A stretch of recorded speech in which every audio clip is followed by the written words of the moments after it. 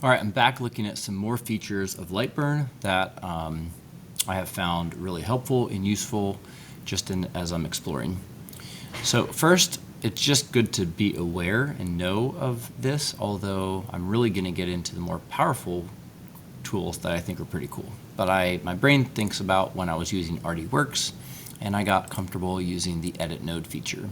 So over here on the left, below the polygon shape, you have this Edit Node tool.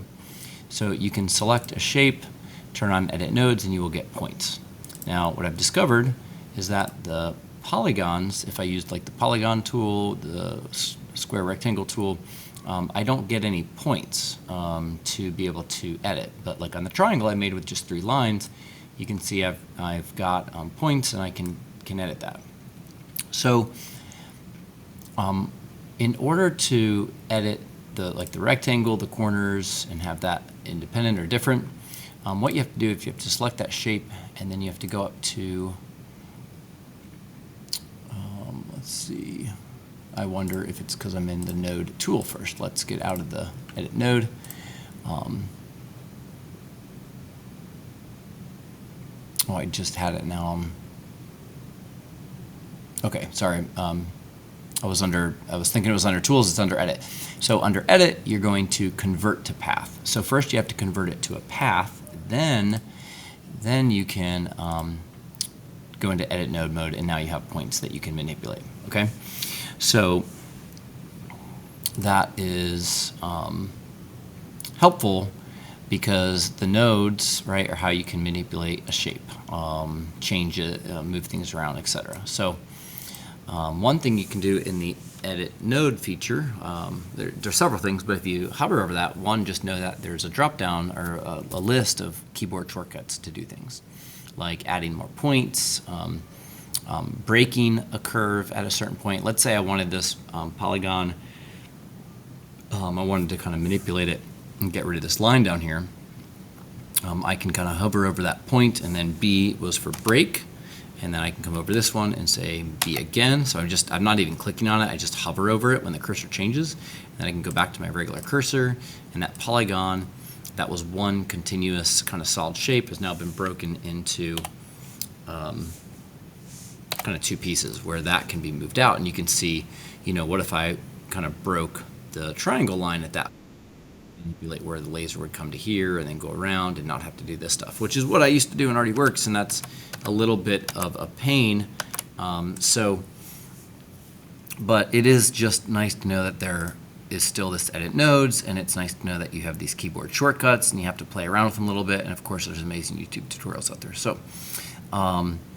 So one thing though is you could change and edit a corner to become a point by hitting S to like smooth it out, and then you get your tangent lines to control. And if you're not familiar with these, to control them, you can not just rotate and change the angle of that tangent line, but you can also pull on that line, and the distance from the point of tangency to that will affect the shape of the curve that you're getting. So play around with not just changing the angles, but changing the lengths, and you can change, this is nice, you can change the 2 handles independently. So as you pull this distance away from the point of tangency, the other point does not change. So one could be close and the other could be far, and so anyway, just good to know, right? I'm going to go back to a polygon. So let's get out of that node editing idea, but just know that that's there, and there's a lot of tools, and that of course is helpful. Not always fun to do it more manually and kind of go through, but at least to have the ability to try to work on the geometry we want. So in a quicker manner, there are some great tools down here right below this offset shape, which I showed in the last video. So the first one below that is Weld. It says hover, and it says Weld all selected shapes together. And so what is that going to look like? I'm going to select all 3 of these shapes. So it's when this tool can be used with more than 2. So that's why I've got 3 shapes.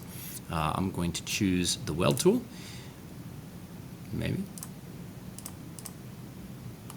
I wonder if it's got something to do with I did not. Okay, that shape. So let me go back again.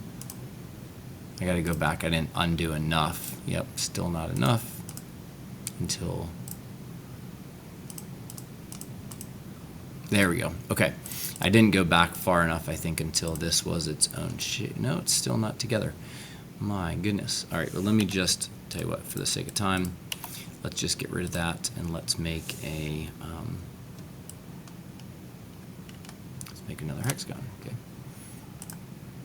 And I'm trying to drag that to the point there. Okay. So, weld. And it just combines all those edges and got rid of the overlap. So pretty cool. I thought that was great. Very handy, very quick. Let's see. The next one down is, the rest of them down here are only for two shapes, and they give you a little formula. So it says Boolean union of two shapes, A plus B. So you're going to add the two shapes. And addition is commutative, so A plus B, B plus A, it really doesn't matter, but I'm going to grab just two shapes. So how about the triangle and the rectangle, and then I'm going to try the Boolean union, and it adds those two, right? So pretty similar to the weld, but it's only two shapes. Now next, below that, this one is the subtraction, and it's A take away B. So taking B away from A. So A is kind of the thing, I guess it's the target, and B, what you're taking away from it, should be the tool, if I've got that right. So here's A. How about the rectangle? Let's be thoughtful about what we're selecting first. So A, and then hold down Shift, take away B, the triangle, and then let's subtract. And so the triangle here has been removed from A. Okay? So that's super helpful. And then you could have done it in reverse order, where we take the triangle and remove from the triangle the rectangle. We get a different result. And then the next tool down here below is looking for the intersection of A and B. So A and B, B and A, it's kind of the same thing. It's kind of commutative, so the order here does not matter. And I'm going to choose the intersection, so the overlapped areas, and we get that trapezoid. Okay, so I hope those tools, you can find ways to make good use of them. I thought they were great. So here, though, I was like, oh, I was thinking they were so cool. Like maybe I can really just lay a rectangle over top of our logo, which has got a lot of different little sections and geometry, and just kind of quickly get like a weld or something to happen. And I played around with grouping our logo and just different things and order of selection, right? So got the rectangle first and then added in the rest of it, and I just didn't get what I really wanted. Although that's pretty close. That's actually pretty close. That's the basic idea. So as I look at it again, but maybe that's not what I want, right? So what I'm thinking is I kind of want like a banner, maybe where I kind of preserve that horizontal line in places that it wasn't. I actually see that it's doing exactly what it was intended to do. So I was a little too quick to think that it wasn't the result I wanted, but that's awesome. So, okay.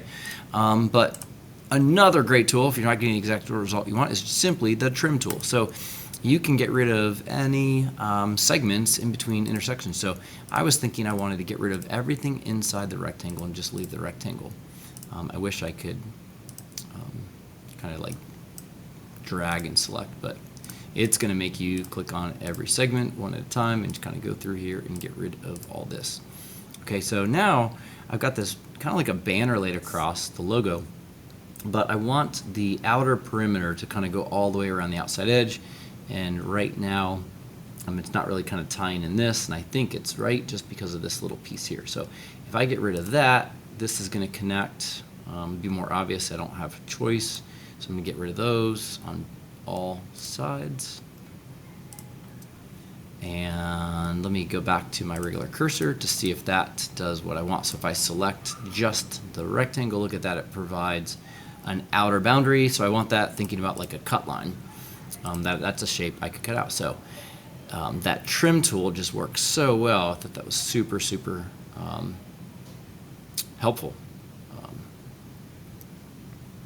All right, so I think I hit the things I wanted. I wanted to go over the welds and the booleans and the trim tool, and so that hopefully gives you some great ideas. So here, just inspiration, right? I was thinking, that's going to be way too big. It's way too small.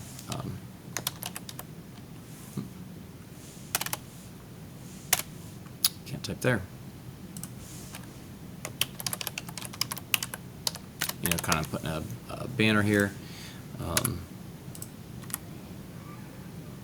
This is if I want it to be perfectly centered. I could move that to the corner, probably as the center logo, hold down Shift, kind of slide it back up. I know I'm moving in a vertical line. I could tweak, compress, get that to fit a little bit that way, hold Control, and kind of stretch it so it stays centered. And by doing that, I realized I never got my rectangle really centered. So the text hits the left before it hits the right. Maybe no big deal. I'll leave the text where it is, but it's centered. But you know what? I could use that Boolean, or that edit node feature again, not Boolean, sorry, the edit node, and I could work on grabbing this. So I did play around with this and found out that I can select and grab a couple points. Make sure you don't grab the segment, but grab the point. And then I'm going to hold down Shift to make sure I can go in a nice horizontal line, but maybe I can visually just kind of get eyeball that spacing to be consistent, somewhat consistent on both sides. I'm sure if it's passing the eyeball test, it's kind of close enough. Holding Shift kind of forces me to move horizontal, vertical, or at 45, and then holding Control gives me a little smaller range there, so I'm not snapping as much. But there you go, something like that, and there you go. So I hope that, of course, you then have to play around with colors and laser, your layer lines and what you're going to get, before you preview. So I did not mess with that, but I hope those tools help you out.